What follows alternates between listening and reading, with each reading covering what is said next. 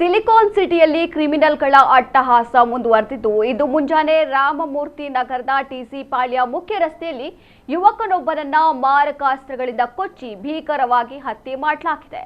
25 ವರ್ಷದ ಕಿರಣ್ ಮೃತ ಯುವಕ. ಈತ ಕ್ರಿಮಿನಲ್ ಹಿನ್ನೆಲೆ ಹೊಂದಿದ್ದು ಕೆಆರ್ ಪುರಂ ಪೊಲೀಸ್ ಠಾಣೆಯಲ್ಲಿ ಕಿರಣ್ ವಿರುದ್ಧ ಸುಮಾರು 10ಕ್ಕೂ ಹೆಚ್ಚು ಕೇಸ್ಗಳು ದಾಖಲಾಗಿದ್ದವು. ಈ ಹಿಂದೆ ಹಲವು ಬಾರಿ ಕುಡಿದು ಗಲಾಟೆ ಮಾಡಿಕೊಂಡಿದ್ದ ಪ್ರಕರಣದಲ್ಲಿ ಈತ ಭಾಗಿಯಾಗಿದ್ದ ಎಂದು ತಿಳಿದು ಬಂದಿದೆ. ಹಳೆ ದ್ವೇಷದ ಹಿನ್ನೆಲೆಯಲ್ಲಿ ಈ ಕೊಲೆ ನಡೆದಿರಬಹುದು ಎಂದು ಶಂಕೆ ವ್ಯಕ್ತವಾಗಿದೆ. ಇಂದು ಮುಂಜಾನೆ ಸುಮಾರು 5 ಗಂಟೆ ವೇಳೆಗೆ ದುಷ್ಕರ್ಮಿಗಳು ಕಿರಣ್ನನ್ನ ಅಟ್ಟಾಡಿಸಿ ತಲೆಗೆ ಮಾರಕಾಸ್ತ್ರಗಳಿಂದ ಮನಸೋ ಇಚ್ಛೆ ಕೊಚ್ಚಿ ಕೊಲೆ ಮಾಡಿದ್ದಾರೆ.